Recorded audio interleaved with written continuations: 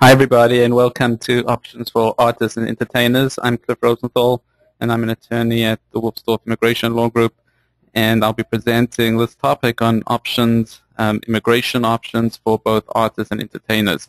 And in this section, we'll look at both non-immigrant options for artists and entertainers, as well as some of the immigrant options. And obviously, there's a lot to get through. So, without further ado, we want to get going. Just a couple of disclaimers beforehand. First of all, this is a general topic. It's general information about artists and entertainers. Obviously, no one can take this as direct legal advice for any specific case. And if there are any specific questions, specific idiosyncrasies about any particular case, then feel free to contact me. My email's up on the screen, crosenthal@wolfsdorf.com, and I'll be happy to answer any questions, and I'd happy to answer to any questions in general, and we will have a section of time at the end that will be devoted to questions then. So without further ado, let's get going. Okay, so the O visa is where we're going to start. It's a temporary visa to bring in artists, mainly artists and entertainers, but really anyone can really come on this visa. And the basic premise of this visa is that there are certain foreign nationals that are so extraordinary and so acclaimed in their fields that America just needs them. And the basis, this visa is probably one of the most popular visas for entertainers around, and let's deal with them a little bit in detail. So the first one is really what's called the O1 visa, alien of extraordinary ability. The major fields, there are two different versions of it. There's what's called the O1A, which is for science, education, business, athletics, really everything else except what we're going to see below for arts or motion pictures and television. So certain things that you would not intuitively think as part of the sciences or education, business or athletics, but rather from in the arts would be are not intuitively the same. So, for instance, fashion models you might think come under arts, but they might come under but in reality, immigration looks at them as one of the other categories. Namely, business. Similarly, if you have a professor in entertainment in the arts, they will become under education.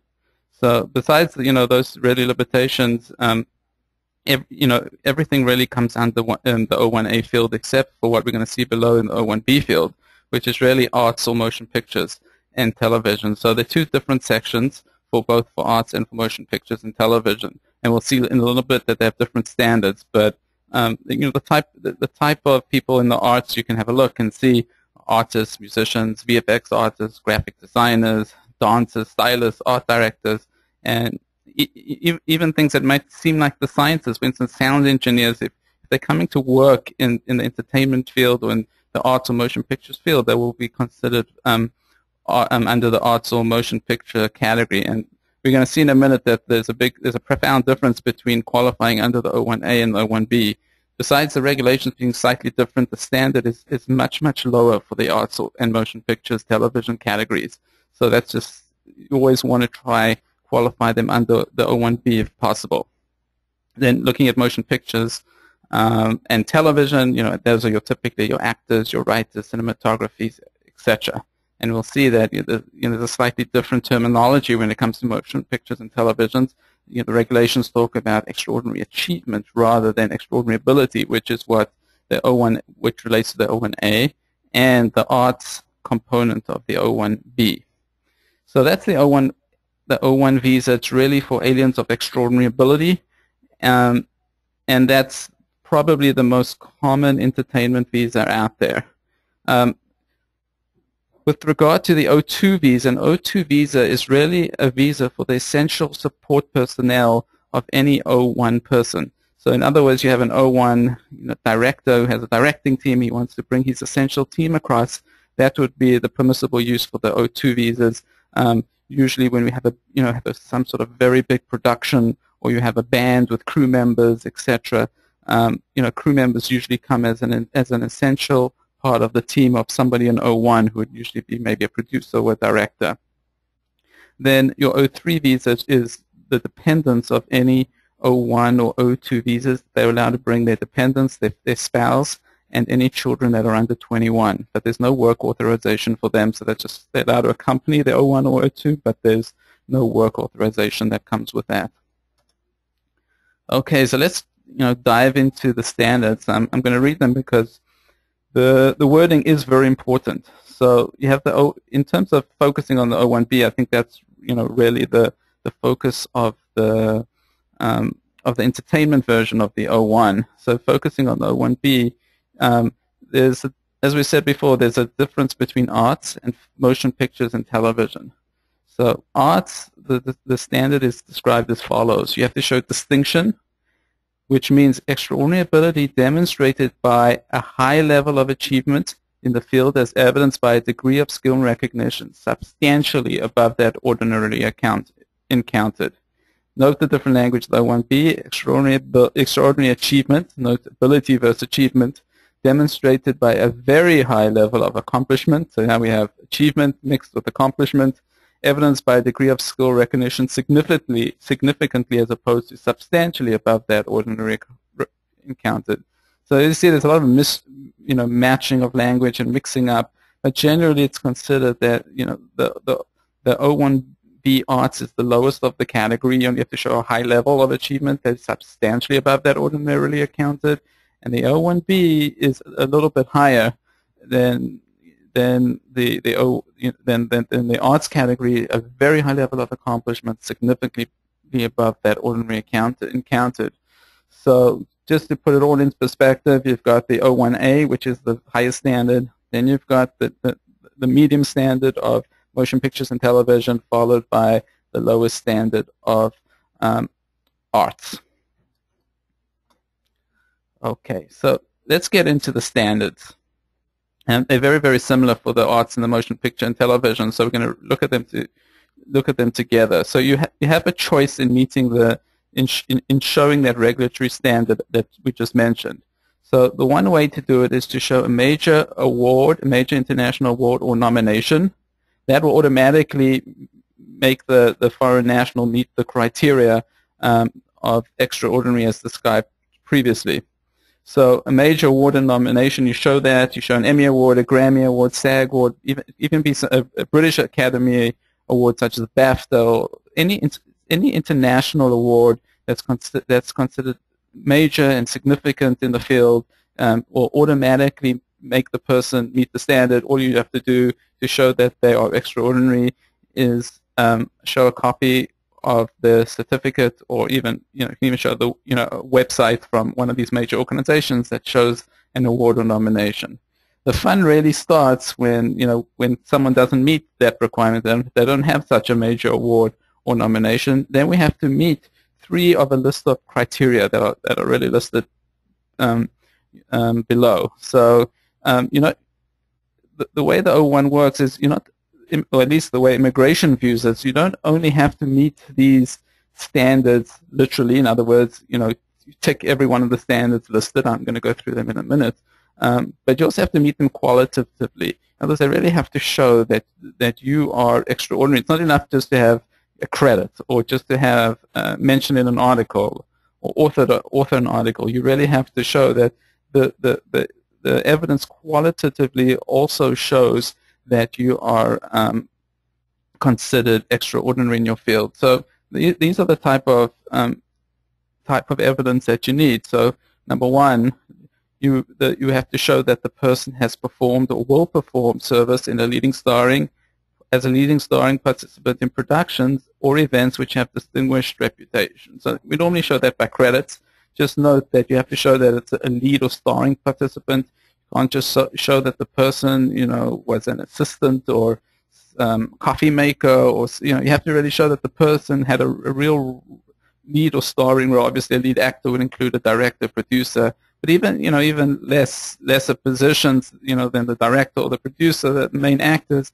It could be a supporting actor, it could be an editor, it could be a music composer. Immigration just really wants to distinguish that people that really have critical roles on a production rather than people that have supporting roles. And then you also have to show not only that the person has performed these kind of duties in the past, but they also perform them when they come to the United States. So it's both. You have to show this both in the past and in the future. So that's the first one. The second one is really showing achievement based on press that is either written by the foreign national or about the foreign national. So it's either the press that they've written or articles that they've written or press that's written about them. Something to show achievement based on published materials about the person, and you usually have to show some sort of major media in order to show that this criteria shows that this person is extraordinary, as opposed to just something about the show that the person was in a publication that no one's ever heard of. So we want to number one show that the foreign national is mentioned, and number two that it's in a distinguished publication. The third one is very similar to the first. You have to show, the foreign national will have to show that he has performed or will perform in a leading or starring critical role, but now not for productions or events that have distinguished reputation, but for distinguished organizations, establishments. So it's a slightly different take, where the first one focuses on productions. This one is really the same, but it focuses on organizations and establishments that are distinguished.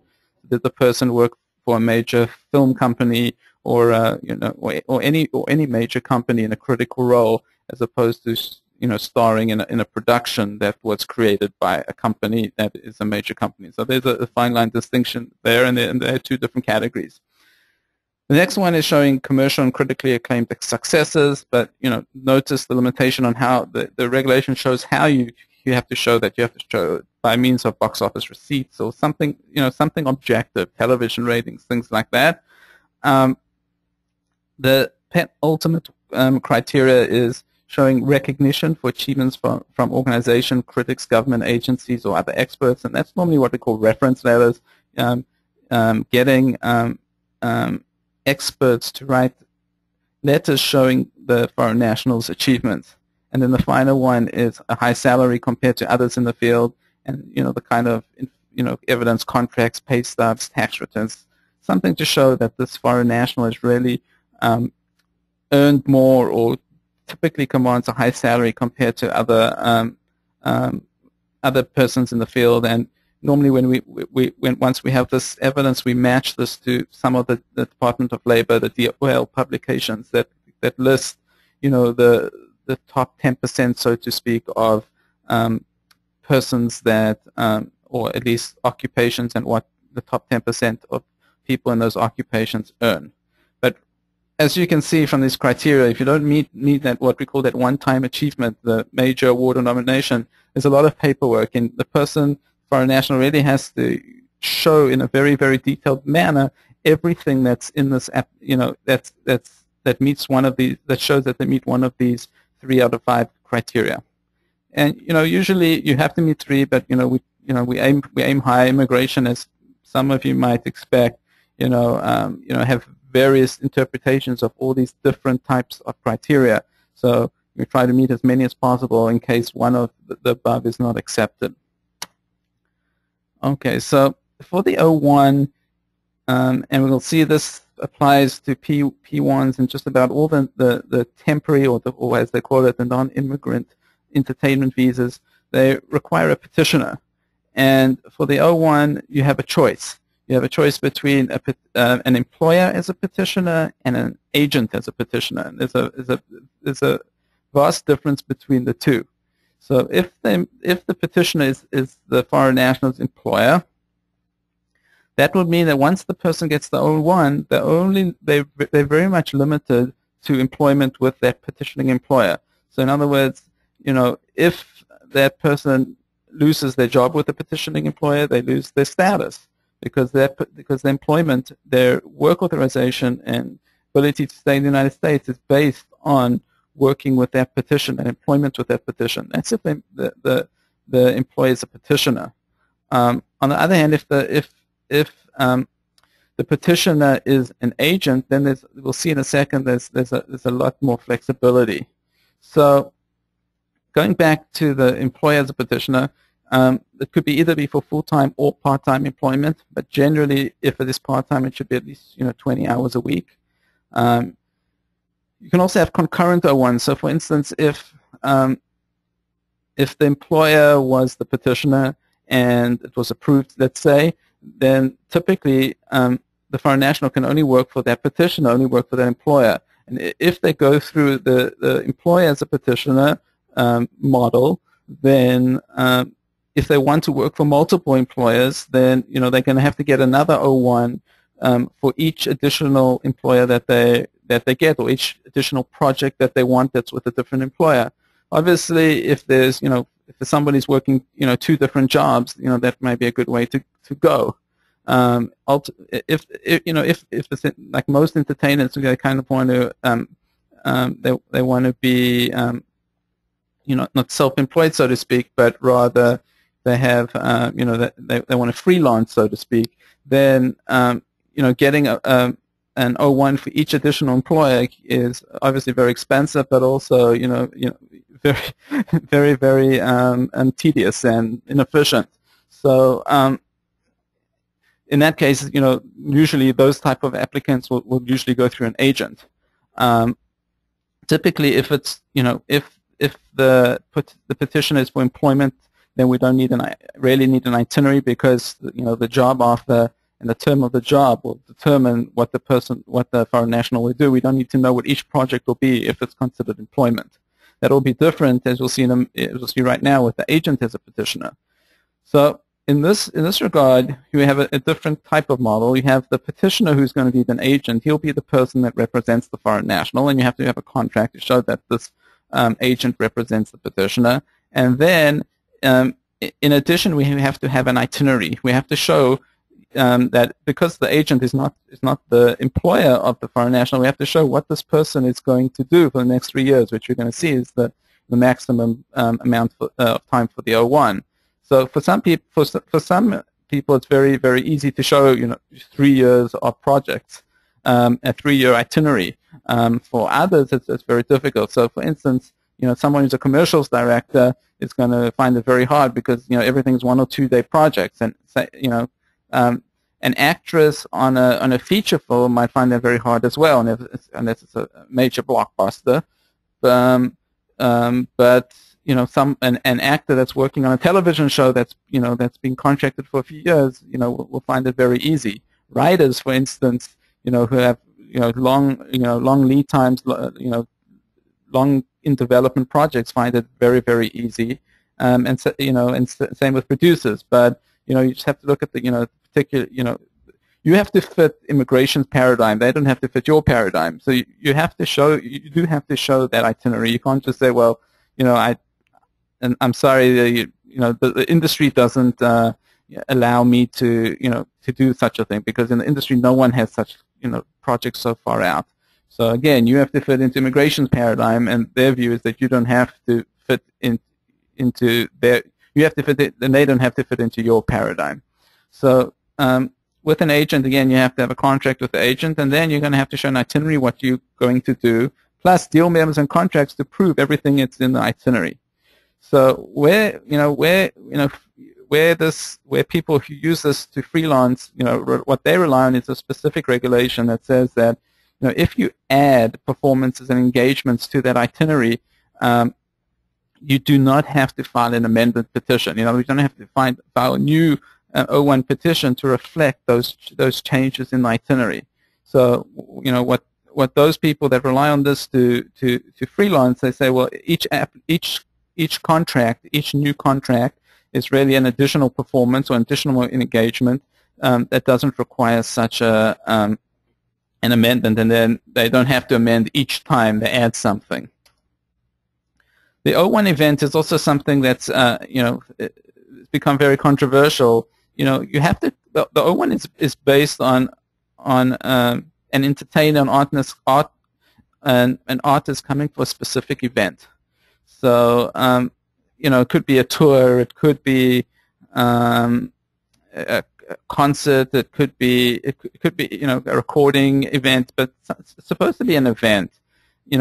When when the regulations were envisaged, they broadened the definition of event to include, employment as well. So while the regulations really talk about event, event is really a much broader concept than just coming for a particular concept, and that's a little bit unintuitive or in contradistinction what you would what it implies. So in any event, no pun intended, O1 has to be approved for 3 years, and that's what's called the event. That the maximum is 3 years. But whatever you show as the duration of the event, that's what you'll get. So in other words, if you can only show projects for 1 year, then you're only going to get an O1 visa for 1 year. If you go show projects for 2 years, even if you show you'll get for 2 years. If you show a project for 1 day, you'll get you'll get a O1 visa for 1 day. However, the maximum is 3 years. So those contracts, those deal memos, they become critical to to the O1. So for somebody, you always have to look exactly, what's the focus of the O1? Is it somebody bringing over somebody for a specific event, then the contract's normally taken care of.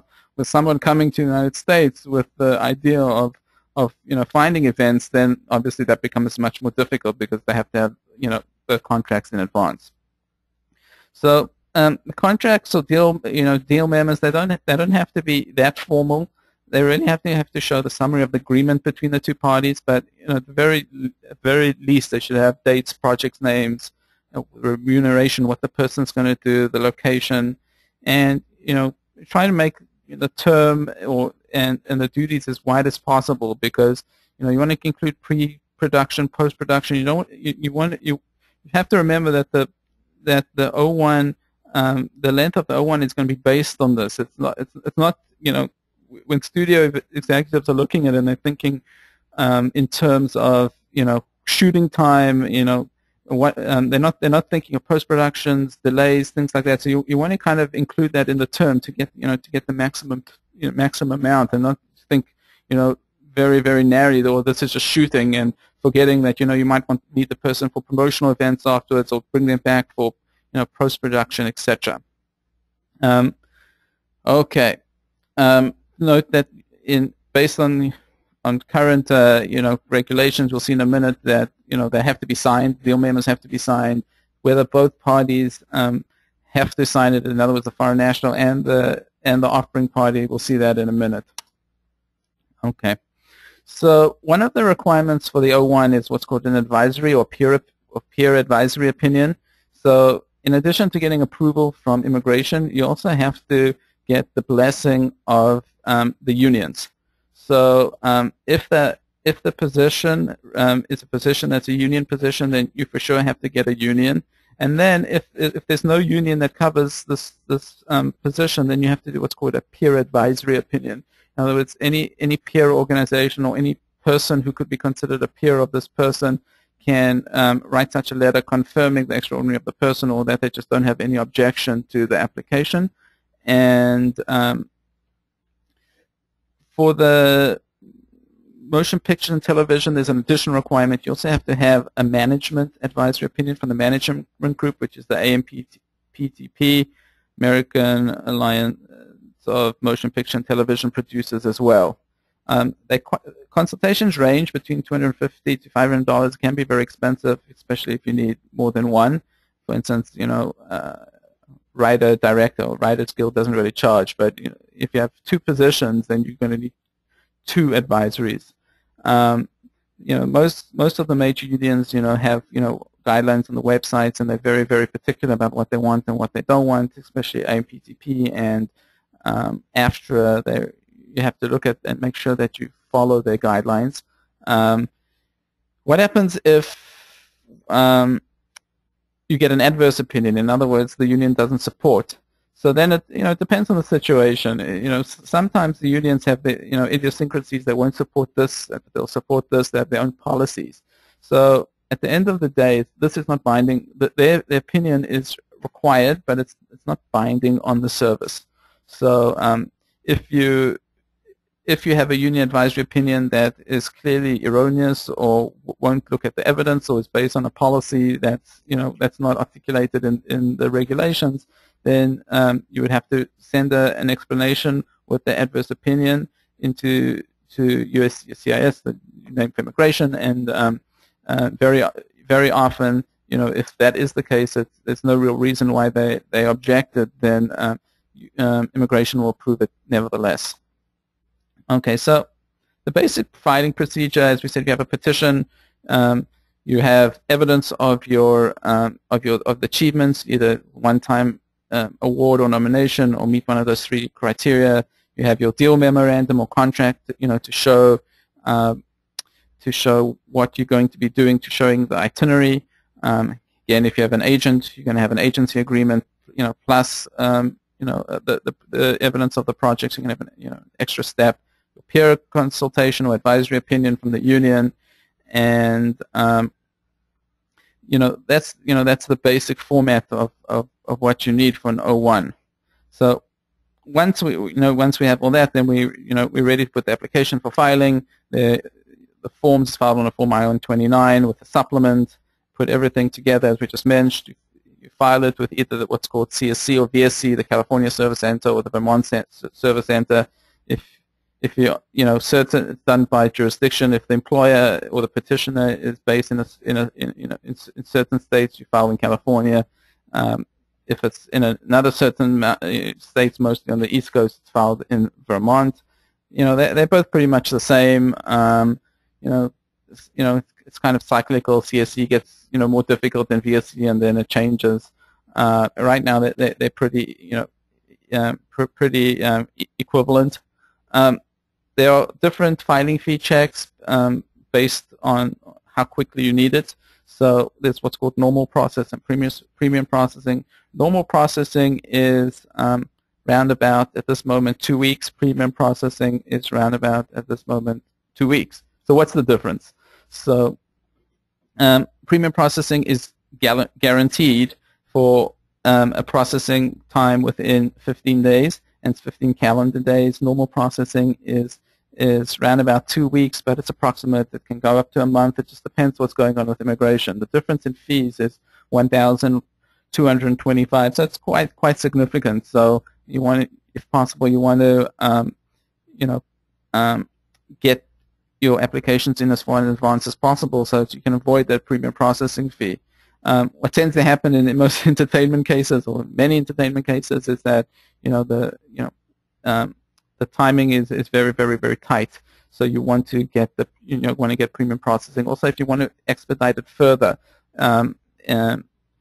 based on compelling circumstances, immigration will not expedite any case that's not premium processing. So you have to dive into the premium processing if you want that extra, if you want that extra extra time, extra expedited time. So applications with this premium processing plus an expedite can take 2 days, maybe even 1 day. It's very, very quick if you qualify for one of those expedites. And jurisdiction we spoke about. So let's go on. So in terms of classifying the foreign national, what the occupation is, you have to look at what it's based on extraordinary ability. So there has to be a match between what the person has an extraordinary record in and what they're coming to do. So, for instance, if a person is one of the top actors in a foreign country and they're coming to the United States to do charity work, there's not a match. So the occupation really has to match the accomplishment. So the person's an actor, they must be coming to be an actor. So we see this a lot with a lot of fashion models. For instance, you have fashion models that they extremely good fashion models, and it's got lots of evidence, press as fashion models, but they don't want to be fashion models. They're coming to Los Angeles to be actresses. So while there is some overlap between actresses and models, you have to make sure that there's a fit. If the person's coming for acting projects and the person's never acted in a project before but's been a model, that doesn't necessarily transfer into a good O1 application. In addition, in terms of what the field is, in establishing extraordinary ability, clearly that, if you're in a very small field, a very narrow field, it's more likely that the person is about to be extraordinary. So, for instance, if somebody's classified as an actor, there are so many actors around. So, if you want to say I'm an extraordinary actor, you have to have a very high standard. But if you want to say, if you narrow the field, say a commercials actor, then if someone's the top actors for commercials or something to that effect, then that's narrowing the field like that will create a much better chance of being one of the top in the field. So, a singer versus an opera singer, a producer versus a commercial producer. These are the different ways you can narrow the field slightly in order to increase chances of showing extraordinary ability. Okay, so in terms of the standard, we discussed the standard in quite a lot of detail earlier, but typically, you want to try to get the person into the arts category if possible, because arts is the lowest category. If the person is in motion pictures or television, that's the next best, and then the science, education, and business is the hardest, which is the highest. But generally, the position that the person, what the position will be doing in the United States, will determine the category. If it's in motion pictures, you're going to have to use that standard. If it's in art, if it's any of the other arts fields, you're going to use the art standard, and anything else in the business, athletics, or science category. Okay, so just a couple of tips, for those that maybe there's some students here, who are looking to know one for the future. The greatest tip is obviously save everything. You never know when you're going to need to to prove that you did some amazing thing that will qualify you for O1 classification. Anything that has your name on, you should just save it for evidence. You never know when you may need it. And then just no humility allowed. This is America. It's not the time to be humble. You really have to put yourself out there. You have to make sure you qualify for these criteria, and get as much press as you can, awards, do whatever it takes to get it. In terms of extensions, so there are two types of extensions. There's a 1-year extension and a 3-year extension, and then in a few seconds I'm going to distinguish that from a renewal.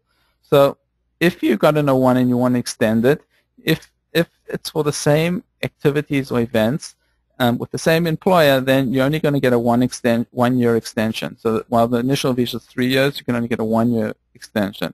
If you're changing employer, or you're doing new events or new activities, then technically you would qualify for a 3-year extension. Besides the change in employer, they tend to be hard to get these 3 years extensions, but they are possible. And the way to get a 3-year, in inverted commas, extension with the same employer with the same type of activities is what we call to do a renewal, which is file the application to activate it by leaving the United States before the current O1 expires, going to the U.S. consulate, getting a new visa, coming back, and activating it. They call that a renewal, and that you can get a 3-year renewal every single time, as opposed to an extension, which really refers to extending your stay in the United States. So if you want to renew it by leaving the United States and coming back, you can always get 3 years. If you want to remain in the United States, you're probably going to get a 1-year extension, unless it's going to be a change of employer petition. In terms of those advisory opinions for extensions, they typically last for 2 years, but immigration wants to make sure that it's the same project. So if your prior advisory is within 2 years, and it's for a different project, you're going to have to get a new advisory. Otherwise, you could use the old one. Okay. Sometimes we see approved O1s. In other words, immigration will approve an O1, and the person will go to the U.S. consulate or embassy in their home country to have the visa stamped in the passport. Sometimes we see a re-adjudication.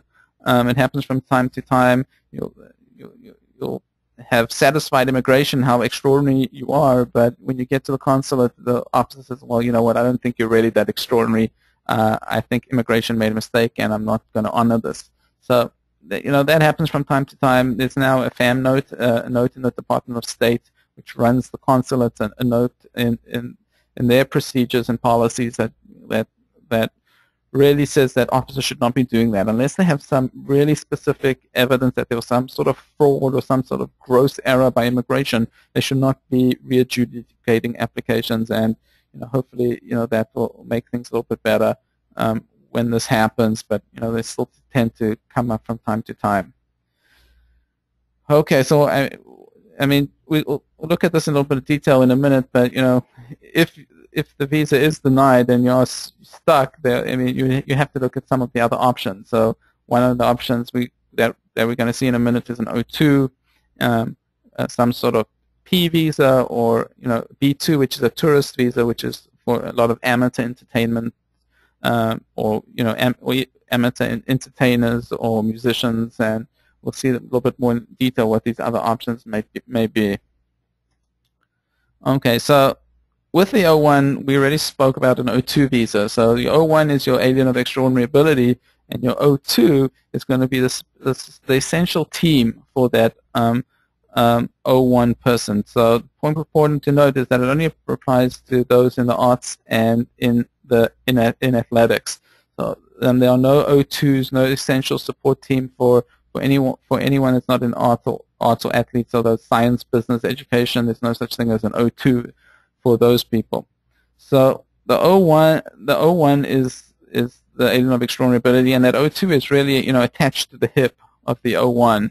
So if the O1 is approved, and then the O1 foreign national leaves the petitioner, leaves employment of the petitioner, then the O2 is going to have to leave that same petitioner in order to continue. They're really tied to the hip, otherwise the O2 terminates. So you can't get an O2 visa if it's valid for a long time and just rely on the fact that that there's no O1 there, and that there's the date hasn't expired. If the O1 leaves employment or gets terminated, the same thing happens to the O2. They attach to the hip. Very similar application. O2s cannot be done on the same application as an O1. However, multiple O2s can be done on one application for each other. So in other words, you have a whole crew that is accompanying an O1. All those O2s can be on one application, and the O1 will be on its own application. You'll have two applications in that regard. So for the arts and the athletics fields, the O2 would have to show two things. Number one, he's an integral part of the performance of the O1. And in the past, immigration has really focused on the word performance. Well, it has to have to be a performance. But in recent times, they've looked at a much broader definition of what performance is. It could be anything that relates to the performance, not the actual performance, itself. So a manager, for instance, that doesn't do anything, that has no, link or connection to the performance at all, would typically not qualify under a very narrow view of performance. But but because he has some role in critical role in actually getting the performance going, in the more broad view, that would be included. So number one, you have to show an integral part of the performance. Number two, you have to show critical skills and experience with the O1, not of a general nature, not possessed by U.S. workers. So you have to show that that they have some sort of past history where this O2 has been critical to the work of the O1, and it has to be something very specific. And the idea is obviously that if the person is just some sort of assistant that could be easily replaced by a U.S. assistant, then there's no reason to not to use a U.S. assistant in that case. For motion picture and television, it's slightly different. Here you have a choice. You can either show a pre-existing, long-standing working relationship between the two that worked, together on major projects before, or what they call the continuity argument. You can show that there's the project that they're coming for had some production abroad and will have some production in the United States, such that to change the crew midway through a multi-international project would not be possible. So you still have to show the person is essential, but you wouldn't have to show a long-standing working relationship. So if you had somebody, assistant director, who had never worked with a director before, but except for this project, but that they began the project together in some foreign country, and they're finishing up shooting in the United States, that person would be able to become as an O2, even though they've never ever worked together. Alternatively, if you don't have such an international project, they would have to show a long-standing working relationship. Okay, so that's the O2. P1s is another very popular type of entertainers visas, and they're two strands to this. The first one is internationally recognized athletes, and the second one is an entertainment group. I really want to focus on entertainment group. I guess the narrow topic of this presentation is entertainment. Of course, athletes may be considered entertainers, but anybody has any questions, feel free to contact me afterwards, because I want to move ahead and focus on the direct entertainment component. So there are two types of P1 visas for recognized athletes. It could be either in a team or as an individual or an entertainment group. That's called the P1. P2 is equity visas. These are reciprocal exchange programs. They're very, very rare. P3 for culturally unique performers. Okay, so as I mentioned, there were the two major P categories are internationally recognized athletes, either as part of a team or as an individual, or as a member of an entertainment group. So for an entertainment group, it's the O1 we saw is really for an individual.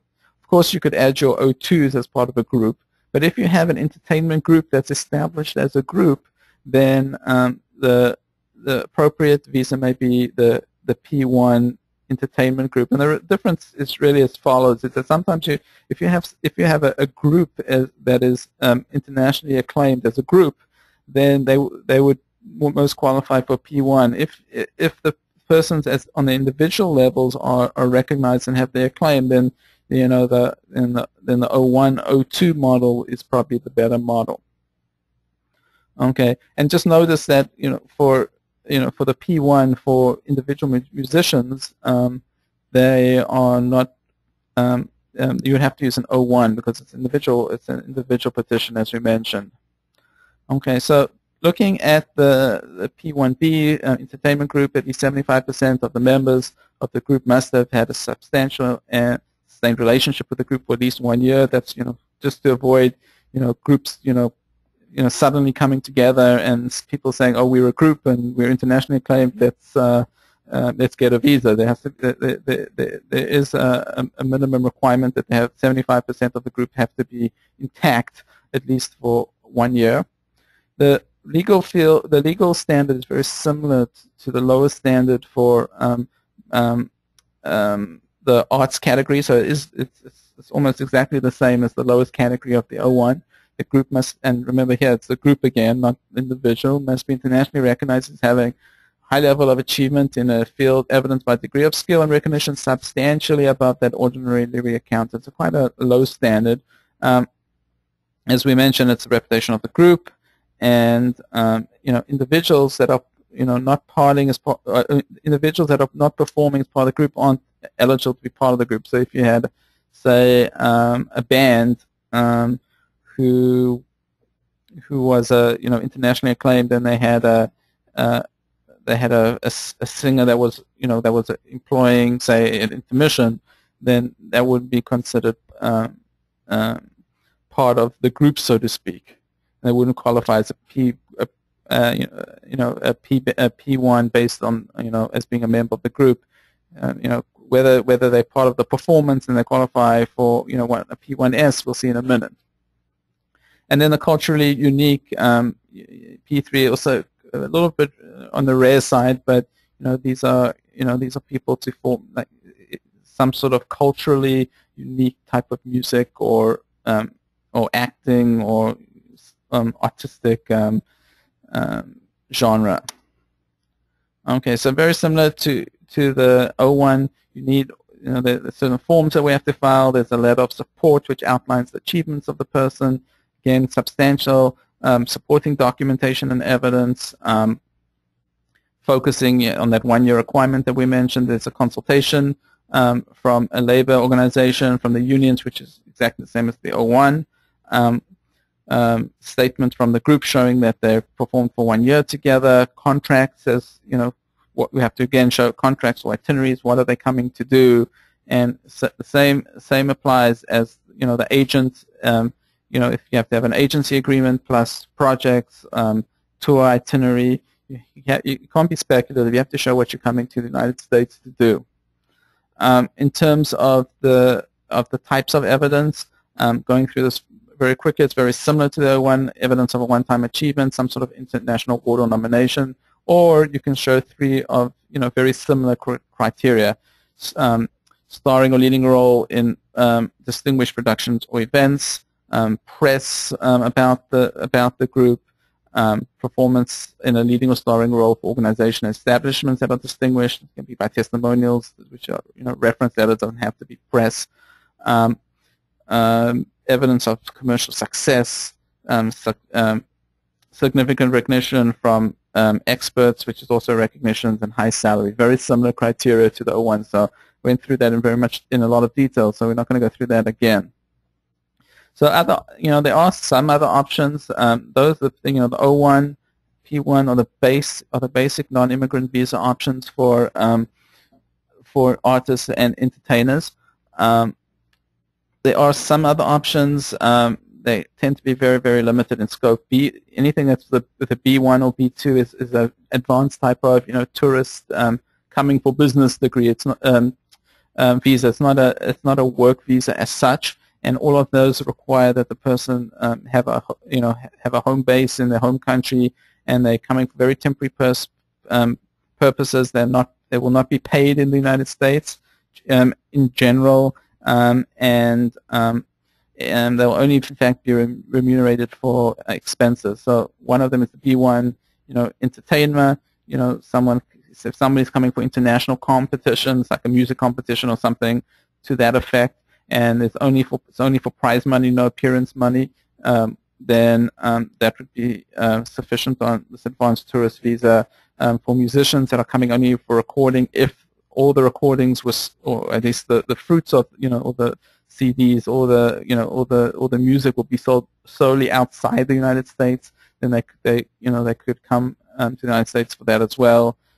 Similarly, the professional athlete can come for prize money, or as part of an international sports team that's based abroad. Is the B2 amateur entertainer, somebody who is not an entertainer for a living, but's coming to the United States to do some entertainment project that they're not paid for. It could be some sort of reality television show. There could be an E1 or E2, which is an investment visa. If certain countries have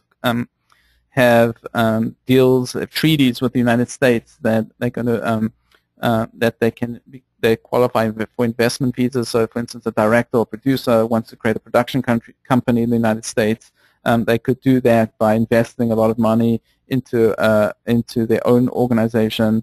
For certain professionals, there will be what's called the E3 visa or H1B visa for certain professional entertainers and artists, animators, graphic designers. The ones that come to mind. Not all qualify as professional, and that's quite controversial what qualifies for professional, but that's a possibility. And then for the members of the foreign media, which could include journalists and bloggers, there's an I visa, which is really the journalist visa. So really, those are your major options for temporary visas for coming to the United States.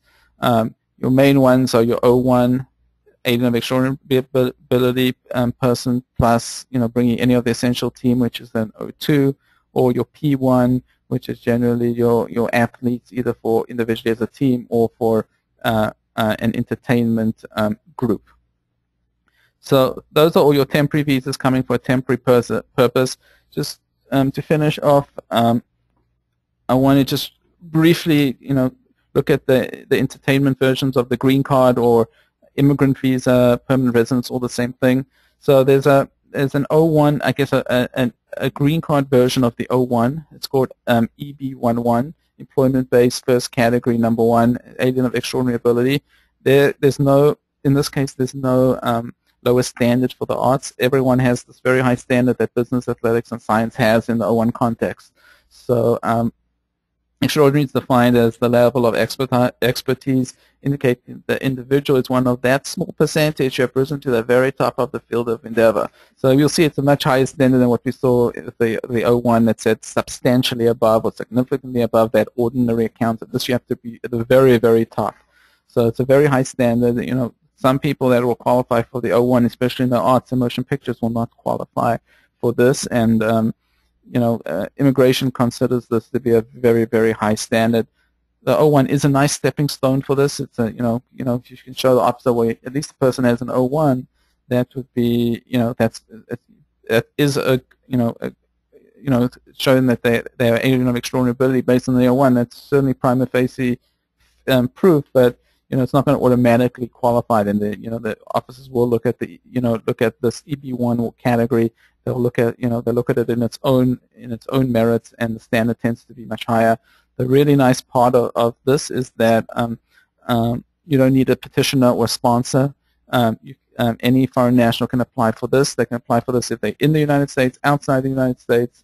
It's a very, very, very wide option. They don't need a petitioner. They don't they need a petition. They can self-petition, but they don't need any job offer or any sponsorship from a U.S. company. That person has to show a sustained national, international claim. It can be national or international, in showing that they're one of the small percentage at the top of their field. And then similarly to the O1, you can have a one-time achievement, a significant international award. Unlike the O1, nominations aren't included, or 3 out of 10, 10 criteria, which are very similar to the O1. I'm not going to go through them in as much detail. The ideas are very, very similar. But these are the criteria. You can show lesser national, international prizes or awards. You can show membership in associations, but this is really a membership that's based on selection, based on excellence in the field. So if you just pay membership dues, that's not considered to qualify for this criteria. But if you're elected, say to a National Academy of Arts or something to that effect, that would be sufficient. There's your press about the person, and the press actually has to be about the person in major publications. If they judge the work of others, either say judge of the Grammys or the Oscars, that could be included as a criteria. Major contributions to the field, but it has to be a contribution. You can't just say the person acted in movies. They actually have to show that they developed the genre or improved the genre, or had some sort of contribution that is distinct from just working on a project that was successful.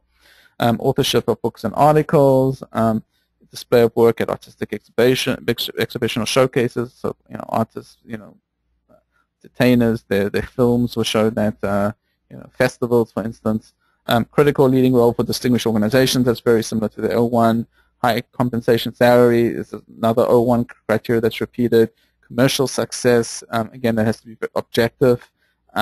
Ratings, charts, etc. And then any comparable evidence can be used if the person's in such a specialized field that these criteria don't really apply to that person. Any other comparable evidence could be used as well.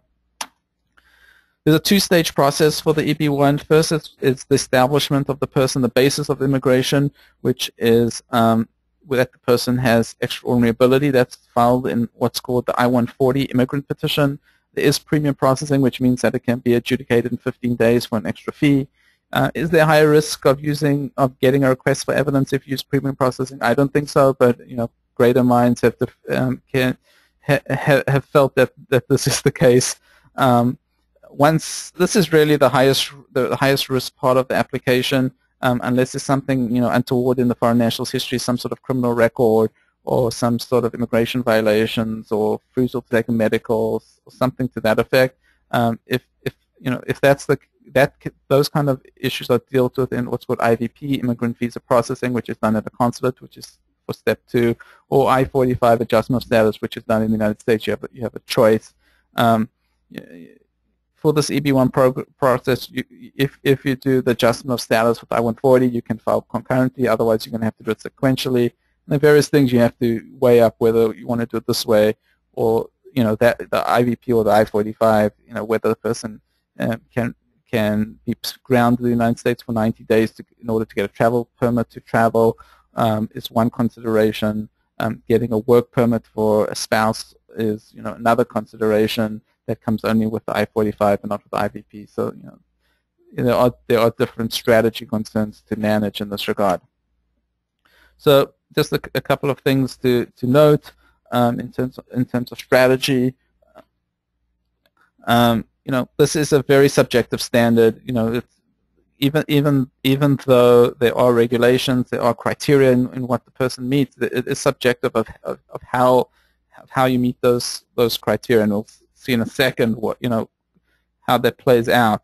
What happens if you're denied? Should you reapply? Appeal bad denials? So it all depends on how much time you have. Appeals take a lot of time. It can take up to a year, sometimes even longer, to hear back on an appeal, and you don't normally maintain your status while that appeal is pending. So it just depends. Reapplying is normally better than appealing, but in certain situations, appeal might be better. Green cards are filed in Texas Service Center and the Nebraska Service Center. So similar, based on location. So you don't really have a choice on this.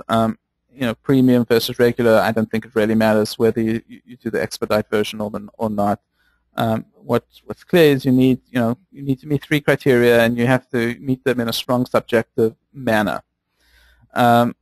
So just bear in mind that there's a subjective element to this as well. It's not just that one press article tick, one judging activity tick, one credit tick.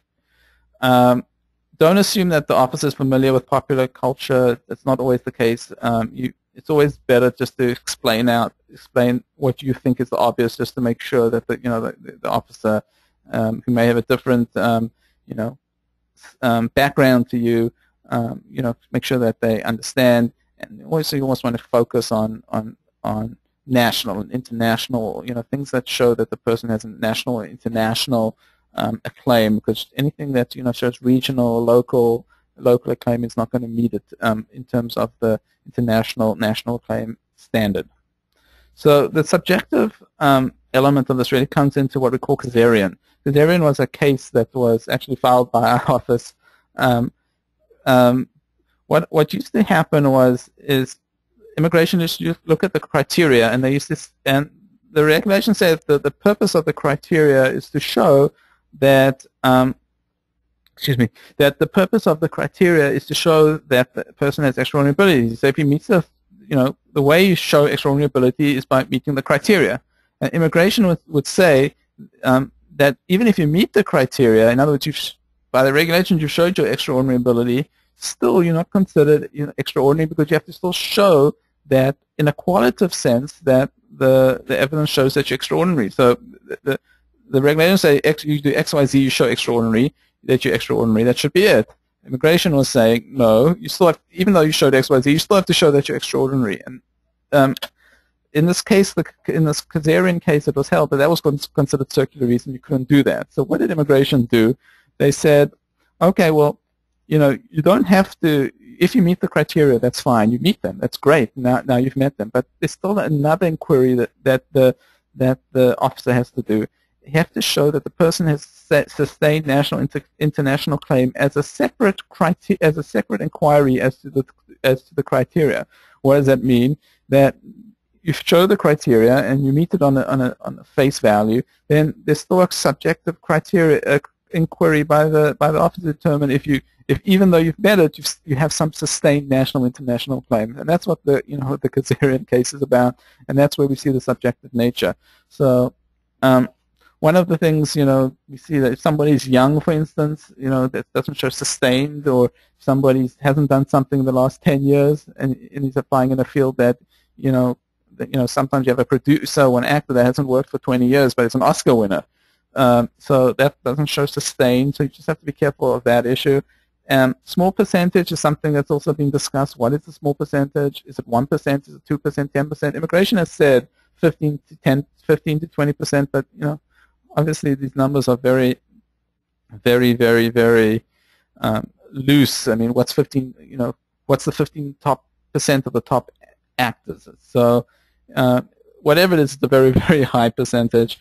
Standard of view is preponderance of evidence, which is more likely than not. It's not the criminal view of reasonable doubt. So if the officer believes that you've proved your case, and it's more likely than not that it's true, even if he has some reasonable doubt, he's required to prove the case. So one of the things that we see often is what we call requests for evidence, RFEs. People get scared of them, but we say don't take them personally. They're normal. It's just immigration. It's just immigration's way of saying we want some more stuff. We want it phrased differently. We want it. We just want you. We want you to explain to us your case better. But they tend to work with templates. Immigration really doesn't look at each case and craft pages and pages of issues. They just take it from templates and they just cut and paste.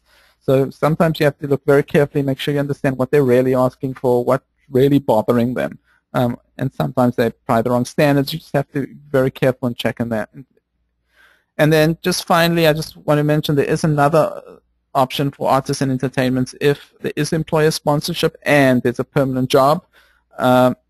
So there's something called EB2 exceptional ability. So as you can see, exceptional is one strand down, one step down from extraordinary. So you just want to be aware that there are some extra there's some extra requirements. There's sponsorship, and there's some, there are some extra requirements that are required for sponsorship visas. You have to get a minimum wage from the Department of Labor to show that you're not undercutting U.S. workers, for instance. But otherwise, it's very, very it's a very, very good option. Especially a good option for those that are working in the arts and entertainment that have permanent jobs, animators, VFX artists. But those that are are just coming on tours and and have no permanent sponsor or employer, then this is not really a good one. You can look at the requirements. You have to show degree or diploma, letters showing employment. But in addition, again, you also have to show, depending how you do it, that there are no U.S. workers qualified for the position, number one, or number two, you also have, or as an alternative, you can show that this person has exceptional ability with the criteria, some of the criteria that we mentioned before. So that's really it. We've reached the end. Any questions? Feel free to contact me. My name's Cliff Rosenthal. My email address is up there, crosenthal@wolfsdorf.com, and there's my phone number as well.